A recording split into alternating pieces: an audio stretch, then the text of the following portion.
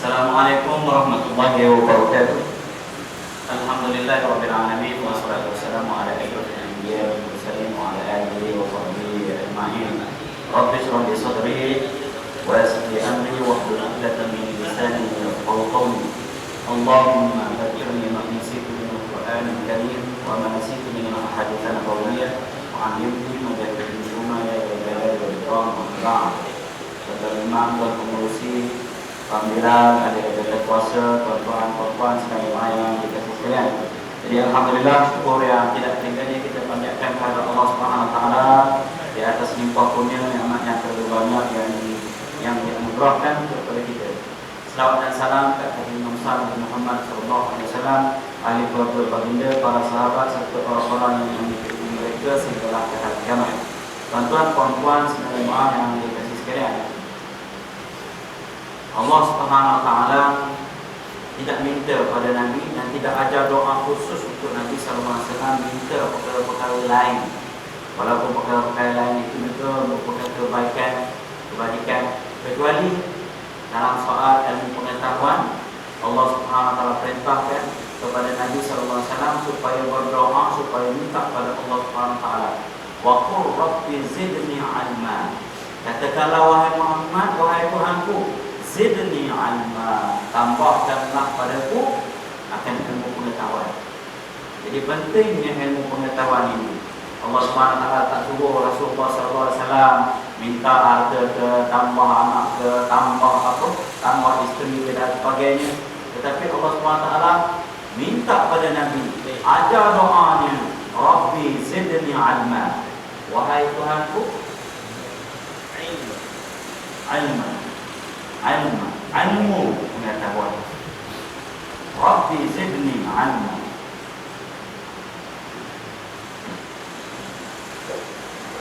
Kalau doa kita Ya tak? Mana? doa tu dia mutakallim ayat Quran dah. Kemudian dalam doa itu kita ubah pada jamaah boleh Jama'. Kita tukar Rabbana. Rabbana zidna ilma.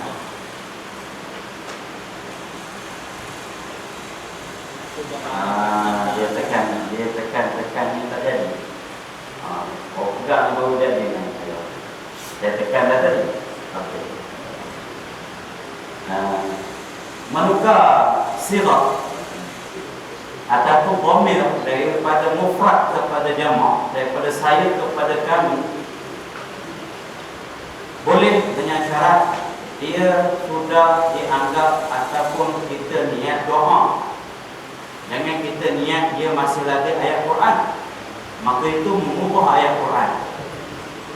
Kalau kita niat doa, maka dia sudah menjadi doa sebenarnya. Bolehlah kita ubah daripada Rabbi kepada Rabbana. Iaitu kita baca Allahumma ighfirli wa liwalidayya warhamhuma kama rabbayani shaghira. Itu ayatnya. Kita ubah Allahumma ighfir lana wa liwalidina warhamhum kama rabbawna shighara. Semuanya kita ubah kepada jama'. Boleh.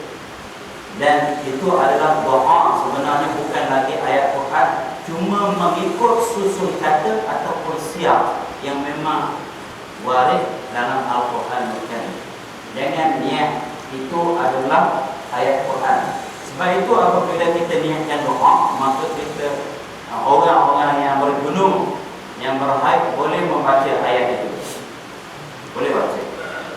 Kerana dia sudah menjadi doa. Wallahu a'lam.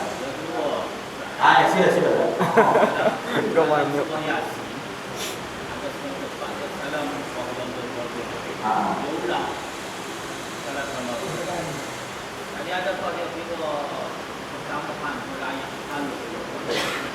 Baik. Pengulangnya terhadap ayat. Baik. Ayat Al-Quran ini boleh kita baca seberapa banyak yang kita mahu, yang kita suka, walaupun berulang-ulang kali. Dengan dengan syarat tidak diniatkan bahawa begitulah waridnya turun pada Nabi SAW. Yang kedua, tidak berniat untuk menambah ayat-ayat Al-Quran, menambah surah Yasin misalnya. Maka yang ketiga, tidak mengubah makna apabila diulang, maka tidak menjadi masalah untuk mengulang ayat-ayat itu. Dan kalau sekiranya dia niatkan orang kata nak buat sihir ke atau silap mata ke, maka tak boleh lah. Tapi kalau mengulang Salamun qawlan min rabbir rahim, tidak menjadi masalah. Begitu juga yang kita ulang dalam tahlil, Irhamna ya arhamar rahimin, arhamna ya arhamar rahimin, arhamna. Bermasalah, insyaAllah. Ya, cuma jangan berniat mengatakan bahawa begitulah turunnya pada Nabi SAW, maka sudah kita melakukan satu bid'ah yang barat. Silakan.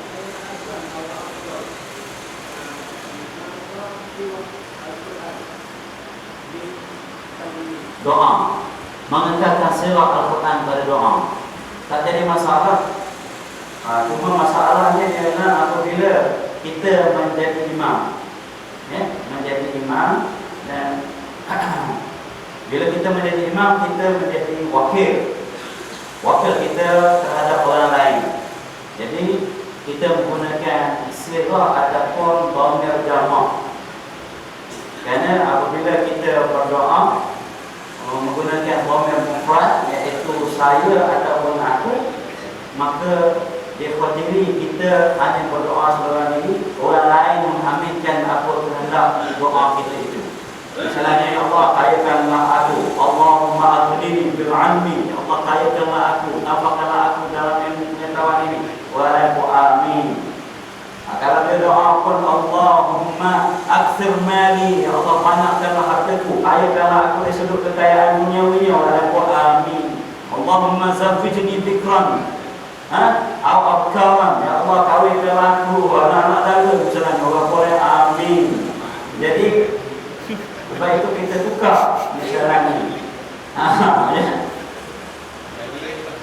Jangan, tapi sini jangan doa gitu. Pasal ramai ustaz saya tengok dia faham bahasa Arab. Ya. Kalau kau rumah itu tak tahu lah. Kalau tu tak ada rumah lah.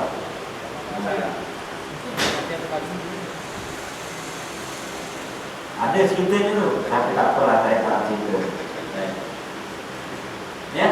Sebab itu Rasulullah SAW menyebut, la yashba'al mu'minu min khairin hatta yakuna jannah muntahahu, ataupun hatta yakuna muntahahul jannah. Tidak kenyang, tidak orang mukmin, orang beriman ini tidak akan pernah kenyang daripada kebaikan. Kebaikan di situ ialah ilmu pengetahuan, kecuali sudah menjadi ataupun mereka itu berakhir di syurga. Syurga sudah menjadi milik mereka, barulah dia puas. Lagi tidak dapat itu, maka dia tidak akan pernah kenyang. Jadi tuan-tuan dan puan-puan, dalam dunia ini ada dua perkara yang kita kejar, yang kita cari, tidak akan puas. Satu, ilmu pengetahuan. Yang kedua sekali, ilmu harta duniawi. Kita tidak akan puas. Cuma dalam soal ilmu pengetahuan, yang Rasulullah SAW kata dia tidak akan puas-puas kecuali syurga, dia masuk syurga, dia dapat syurga. Dan dalam soal duniawi ini, Rasulullah SAW kata dia tidak akan puas-puas, dia tidak akan berhenti-henti mengejar duniawi itu, kecuali apabila mulutnya disuap tanah. Maksudnya apa? Mati. Jadi alhamdulillah, pada malam ini kita berhimpun lagi dalam satu majlis ilmu, dan kita akan membincangkan satu kitab yang sangat baik sebenarnya. Kitab ini kitab untuk tarbiyah imaniyah, tarbiyah kepada jasmani kita, kepada rohani kita, kepada roh kita, kepada akal kita, kepada hati kita, yaitu menawar berbagai hati.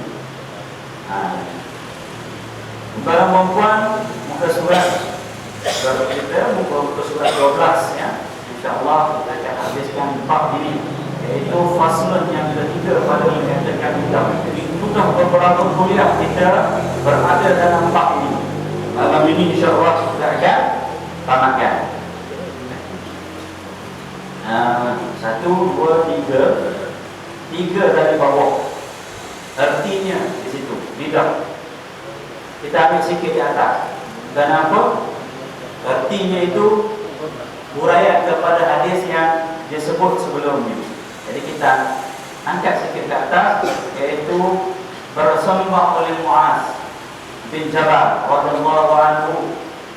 Hai Rasulullah, berpesan olehmu akan aku, maka mengeluarkan oleh Rasulullah SAW akan lidahnya yang maha mulia. Dan bersabda dia, Nabi SAW bersabda, tahan olehmu atas engkau akan ini. Olehmu untuk baca ni ya, jangan baca awaluhum ke, awlahum ke. Itu yang dia tukar-tukar takis sekali. Maksud manulah kita ayu yang nama-nama ini banyak istilah-istilah Arab ya. Itu yang jadi, maka sunnatun lahu birabbikum. Sunnatun lahu birabbikum. Macam mana pula? Berpegang tadi baca birabbikum. Ini mungkin kalau ada pada bahasa Arab ya, baca awaluhum ke, awlahum ke, semua ada makna dalam bahasa Arab tu. Ya, olehmu. Ini kita dua nama dulu, dia ada sistem lagi lagi. Mu tu. Ini ada ini. 7 lapis bumi dia baca 3 tahun. 7 tu. Tajimha. Lapis tu lamfasin. Bumi bawah ni 3 tahun gitu. 7 lapis bumi. Itu yang kita kata kena bu tu. Ya, tahan olehmu atas engkau akan ini. Rasulullah SAW keluarkan dah kuffa an hadha, jaga hal ini kata Nabi SAW. Baik.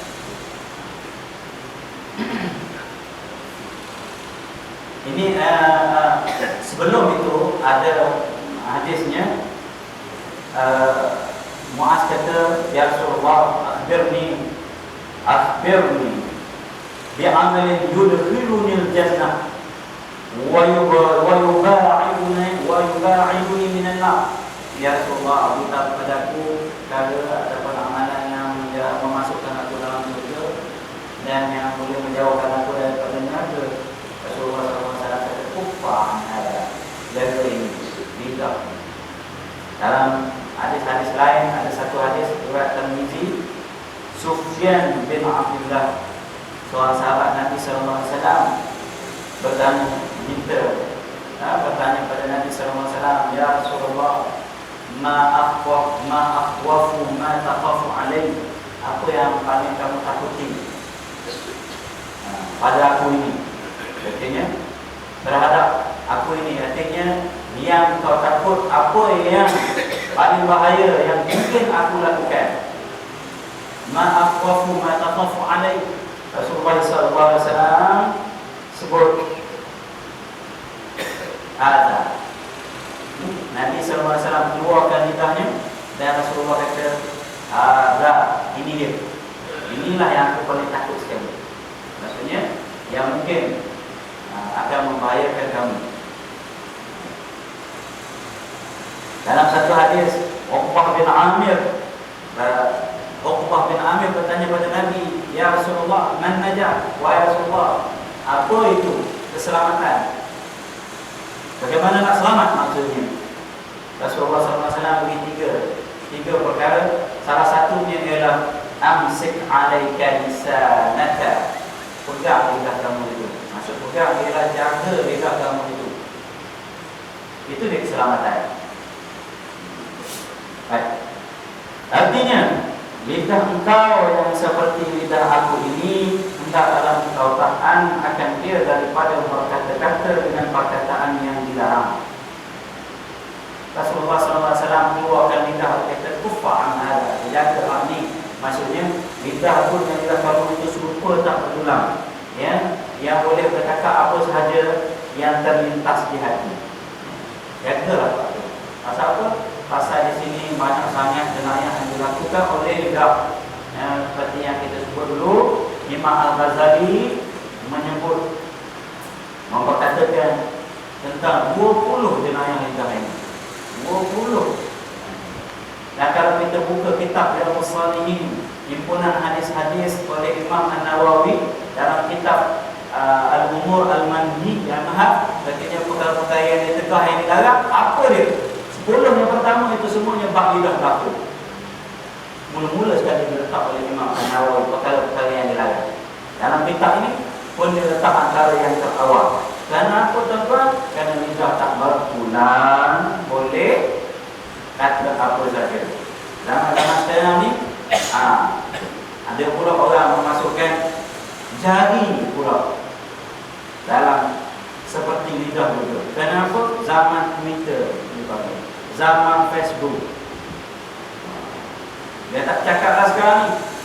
Duk WhatsApp lah, Twitter lah, Instagram lah, Facebook lah, MySpace lah, chatting lah, SMS lah. Itu semuanya mewakili lidah. Ya? Sebelum selepas kita type tu, kita duduk diam dulu, mikir. Semak bahasanya, ejaannya, semak dia punya penggunaan perkataannya, dan semak dia punya intisari perkataan, intipati perkataan ayat kita itu. Menyentuh orang lain, buka aib orang lain, mengumpat, mencela, mengata, menuduh ataupun apa. Kalau tidak pun, ramai dah orang cerai pasal Facebook ni. Ramai dah orang gaduh. Orang tak naik pangkat pun ramai. Pasal apa? Dia komen bos dia dalam Facebook. Tak puas hati komen. Satu dunia tahu. Jadinya jari ni pun sekarang dah masuk kategori lidah. Jaga jari dia tuan-tuan. Ya. Pasal zaman-zaman gadget macam-macam ini orang tak cakap lah. Ya. Berkumpul adik-beradik, berkumpul sepupu sepapak, jauh-jauh mari-mari tu, pakai-pakai pedang gini. Ni sepupu, tu sepupu. Sepupu dah tak kenal, tak tahu nama penuh dan sebagainya. Bila berjumpa pula masing-masing tu main. Ini tuan-tuan. Jadi jari ini pun sudah boleh kita masukkan dalam kategori apa? Kategori jaga lisan, jaga lidah dan mewakili lidah. Jadi tuan-tuan dan puan, jaga itu untuk selamat. Perkataan yang dilarang, ada yang haram, ada yang makruh. Nanti kita akan sentuh di ujung bab ini insya-Allah. Dan adalah Sayyidina Abu Bakr As-Siddiq. Kalau kita baca lafaz Arabnya, style Arabnya, Sayyiduna Abi Bakr As-Siddiq ataupun Sayyiduna Abu Bakr As-Siddiq, ya. Ada nama di situ. Abu Bakar As-Siddiq. Namanya siapa? Siapa ingat? Abu Ka'bah. Abdullah. Betul. Saya pernah sebut, saya ingat pernah sebut nama Sayyidina Abu Bakar di sini. Abdullah bin Abi Quhafah. Abi Quhafah itu nama sebenarnya siapa? Kita sebut dulu Abu ataupun Ibnu ini dipanggil kunyah. Abu Quhafah itu namanya Uthman. Abdullah bin Uthman, nama sebenar Sayyidina Abu Bakar As-Siddiq. Radhiyallahu anhu, memegang dia akan lidahnya, pegang lidah. Dan berkata dia, inilah yang mendatangkan akan berlaku pada segala tempat kebinasaan. Sebab itu ada yang meriwayatkan, terutamanya daripada jemaah tabligh biasa menyebut, kata contoh Sayyidina Abu Bakar meletakkan batu dalam mulut dia. Pasal apa letak batu? Supaya bila ada batu dalam mulut, tak boleh nak cakap. Bila nak cakap, ambil keluar. Bila ambil keluar ini, ada berlaku perlengahan beberapa saat. Waktu itulah kita sempat berfikir, apakah molek perkataan yang kita keluar ini? Apa untungnya, apa ruginya, apa kepentingannya? Ya? Dalam kitab-kitab tasawuf dia kata apa? Dia kata kalaulah dengan satu kalimat, dengan satu perkataan saja sudah memadai apa yang kita nak sampaikan, kita keluarkan dua kalimat, maka satu kalimat lagi itu sudah dikira berlebihan, sudah dikira sia-sia. Kita padan dengan kata diam, padan itu. Kita tambah pula, tolong diam budak. Misalnya budak tu sudah dikira sia-sia. Misalnya saya berkata begitulah. Kenapa? Karena dalam satu riwayat mengatakan bahawa Rasulullah sebut sesiapa yang banyak cakap banyak salahnya, sesiapa yang banyak salahnya neraka lah yang lebih awal, lebih afdal tempat dia duduk. Bila banyak salah banyak dosa, siapa yang banyak cakap banyak salah, siapa yang banyak salah banyak dosa, siapa yang banyak dosa duduk dalam neraka. Jadi tuan-tuan perempuan, sebab itu orang yang menjaga agamanya dia akan jaga lidahnya. Min husni islamil mar'i tarku ma la ya'ni. Ada yang kita baca dulu. Tanda Islam seseorang itu baik, agama dia baik, ialah dia meninggalkan sesuatu yang tidak kena mengena berkenaan dengan dia. Dan Nabi SAW bagi dua pilihan saja. Man kana yu'minu billahi wal yawmil akhir falyaqul khairan aw liyasmut. Siapa beriman dengan Allah dan hari kiamat, hari akhirat, maka nak lanjut cakap yang baik-baik atau diam. Berkata oleh syair dalam braket penyair. Syair itu bahasa Arab, isim fa'il, maknanya penyair. Luka dengan sebab lembing sembuh dengan mudah, tetapi tiada sembuh yang dilukakan lidah. Ini tuan-tuan perempuan, dengan lembing, dengan pedang, dia luka mudah saja sembuhnya. Kita bubuk minyak gamat, jeli gamat, makan pil dengan haruan, makan sup belut, cepat baik luka ini. Tapi luka dengan lidah yang tuan-tuan mamu. Ada banyak orang tulis dalam internet, dalam Facebook, dia kata apabila hati sudah terluka, kita boleh memaafkan, tapi kita sukar melupakan. Kita boleh maaf, tapi lupa tidak. Kenapa? Lukanya di hati. Jadi lidah ini lebih tajam daripada mata pedang. Sebab itu dihikayatkan di zaman-zaman dahulu, mereka sebelum berlaku mubarazah ini, dulu orang berperang pakai tombak, pakai pedang. Sebelum berlaku peperangan itu, untuk menaikkan semangat, muamak dia nak bagi, orang kata dia punya apa? Nak bagi panas, dia cabar dulu. Pendekar dari belah sini cabar pendekar dari belah sana. Berlawan dulu berdua ni. Tengok apa kata sampai mati. Itu dipanggil mubarazah. Sebelum mubarazah tu, dia berlawan syair dulu. Orang ni kutuk orang sana kutuk orang sini dan sebagainya. Sampai mati-mati kata ni. Pasal apa? Ajamnya lidah itu. Bila dia puji, akhir dia angkat setinggi langit. Bila dia keji, dia kutuk orang belah sana, dia akan benamkan tunjuk kepala bumi. Bila dengar dia tu kejian itu sangat hina, mana yang sakit jantung orang tadi, jantung berlubang, maklum jantung kaki lebih tajam daripada mata pedang. Dan dalam contohnya akan bahawasanya perkataan yang baik itu mendatangkan petunjuk bagi segala anggota, dan perkataan yang jahat itu menyebabkan akan jahat segala anggota. Telah menceritakan oleh Abu Sa'id Al-Khudri radhiyallahu anhu bahawasanya manusia itu apabila berpagi-pagi bersegera oleh segala anggota, semuanya kepada lidah, dan berkata semua baginya, menuntut oleh kami akan dikau dengan nama Allah, bahawa engkau betul atas pertunjukan. Kerana bahawasanya engkau, jika engkau lurus, nescaya kami lurus, dan jika engkau bengkok, nescaya kami bengkok. Itu yang dikatakan apa? Bila baik tidak, baiklah seluruh anggota yang lain. Bila jahat tidak, jahatlah seluruh anggota yang lain. Betapa ramai orang yang mati kerana apa? Kerana juga silap sebut, silap cakap. Kerana mulut dan badan binasa.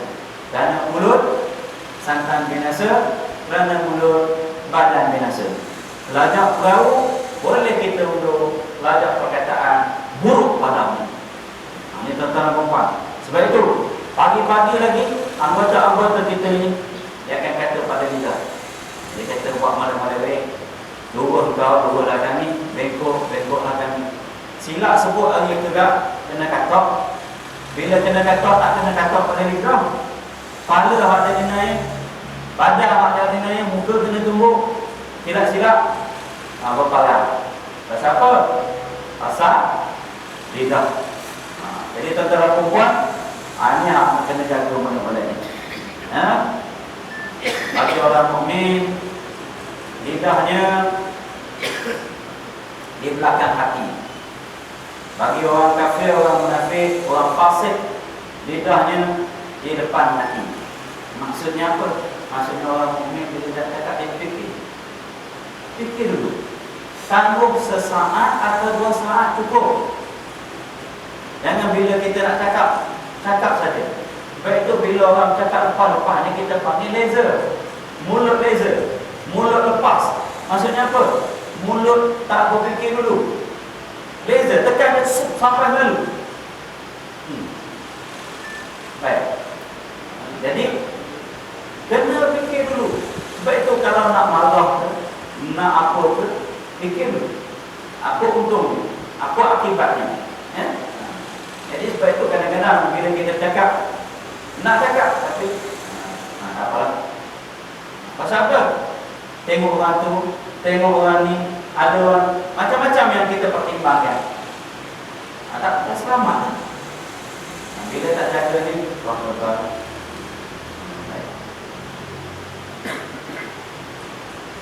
Dan berkata oleh Malik bin Dinar rahimahullah ta'ala, apabila melihat engkau akan keras pada hati, keras pada hati engkau, hati kita keras tuan-tuan, susah nak terima teguran, tak mahu dengan nasihat, tak minat dengan ilmu, tidak terkesan dengan kesusahan orang lain.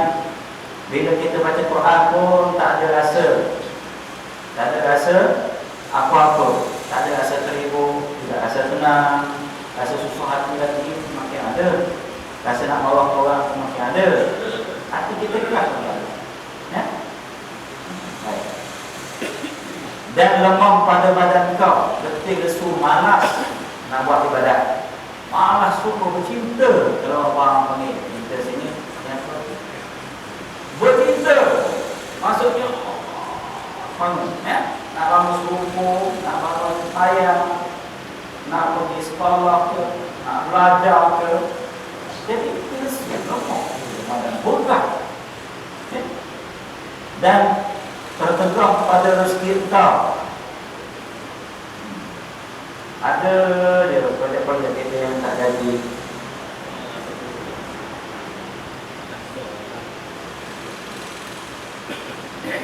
Ada seterusnya.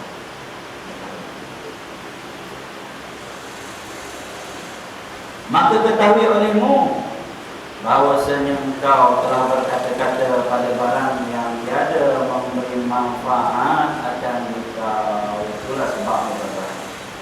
Ya, itulah dia sebabnya. Kalau hati kita keras, badan kita jadi lemah, malah nak buat ibadah, malah nak taat kepada Allah SWT, rezeki kita pun jadi sempit. Antara salah satu sebab itu ialah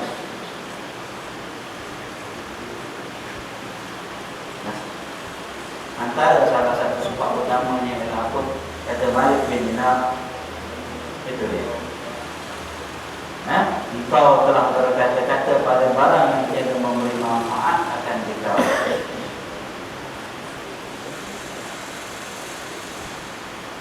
Tidak ada manfaat ukhrawi, tidak ada manfaat duniawi. Sia-sia. Apatah lagi perkataan-perkataan yang haram, dosa-dosa, mufat, namimah, mencela, mengutuk, menghina, melaknat, menuduh-nuduhkan pembukti, dan macam-macam lagi. Cakap yang kotor-kotor, mengalut, mencarut, lawak. Itu antara sebabnya.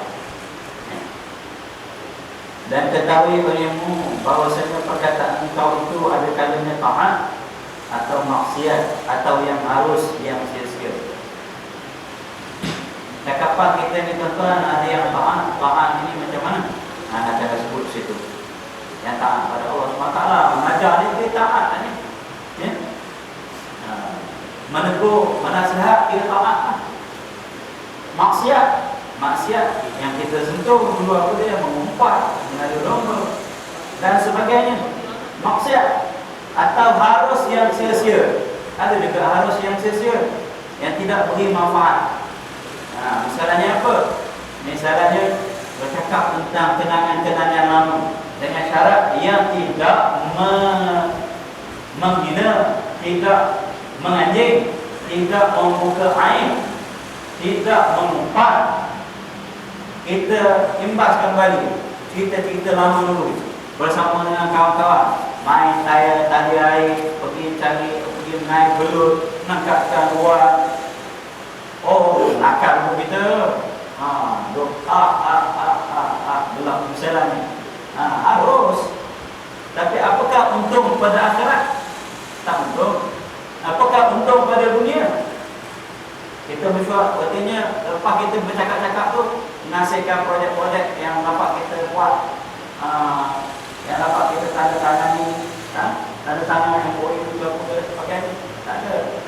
Harus hukum dia. Baik. Cakap kasar aja gimana? Cakap kasar. Kamu gitu kasar. Bahasanya kasar. Baik. Dia sebenarnya bahasa yang sebenar bahasa ialah bahasa hati. Apa yang keluar itu ialah apa yang di dalam hati. Kalau kasar bahasanya, kalau mencarut kotor bahasanya, tanda hatinya tidak bersih. Itu sahaja sebenarnya. Al-kalamu macam mana syair itu sah? Innal kalama la fil fuadi wa innama ju'ila lisanu ju'ila lisan. Saya tak ingat. Dia katakan kalam itu, perkataan itu ialah apa yang di dalam hati, dan dijadikan lidah itu sebagai yang menginterpretasikan, yang menterjemahkan sahaja, yang menyampaikan sahaja. Sebenarnya kalam yang sebenar ialah kalam dalam hati. Jadinya saya pernah bersetuju sikit dengan satu biasa yang disebut mulut dia jahat, laser, lepas-lepas, kasar, tapi hati baik. Saya pernah bersetuju yang ini. Kenapa? Al-zahir yadullu ala al-batin. Kebiasaannya yang zahir-zahir, yang di luar ini menunjukkan yang di dalam. Kalau dalamnya baik, maka akan diterjemahkan sebagai baik dan indah.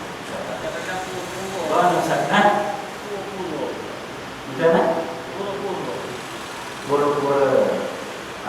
Kalau pura-pura ni sebenarnya kita pun tidaklah dapat mengetahui hakikatnya, kerana kita tidak boleh membelah dada manusia, tengok hatinya bersih ataupun tidak, ikhlas ataupun tidak. Jadi kita tengok yang luar-luar sajalah. Tapi biasanya common sense kita, apabila kita lihat benda itu fake ataupun palsu, kita akan terasa, terasa secara common sense. Kadang-kadang kita dengar nasyid, kita dengar lagu, ini tak asli. Tak asli. Banyak diproses dalam studio, disedapkan lagi, dialukan lagi.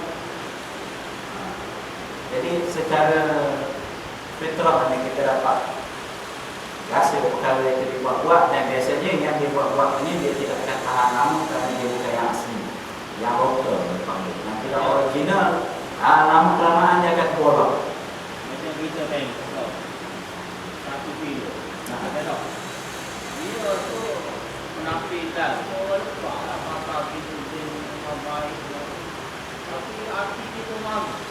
Keluar dengan Quran. Kenapa? Kita keluar-keluar.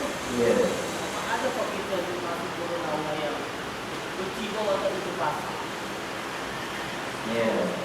Nah, itu agak sulit juga kerana sebenarnya kita katakan kalau dalam pendidikan tasawuf yang pertama sekali dia ada husnuzan. Husnuzan ini kita sentiasa meletakkan sangka baik. Nama ada sangka baik kita dengan Allah SWT yang pertamanya sangka baik bersama manusia. Dan yang keduanya, kalau sekiranya ada yang itu dalam detik hati kita, kita biarkan dalam hati kita sahaja dan kita luahkan kita, kerana kita akan berlaku pula satu orang kata satu dosa menuduh-nuduh tanpa sebarang bukti yang kokoh, hanya rasa hati kita sahaja. Dan itu mungkin ada asalnya sedikit banyak. Misalnya kalau dalam lakonan kita tahu sangat watak dia macam mana, tetapi apabila dalam filem mereka pakai jubah serban, pakai dan sebagainya, maka kita naik ada rasa tidak suka. Kerana kita tahu itu adalah semata-mata lakonan yang palsu belaka. Harap-harapnya Allah SWT maafkan. Kerana biasanya rasa hati ini ataupun hati ini kita susah nak kawal. Susah nak kawal.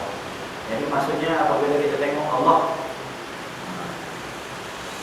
tetapi apabila mereka itu buat perkara yang baik, misalnya adalah yang tidak suka misalnya tengok yang bernasib-nasib ini semua nasib ni bagi duit dah tu, pasal duit nak berikan perempuan misalnya.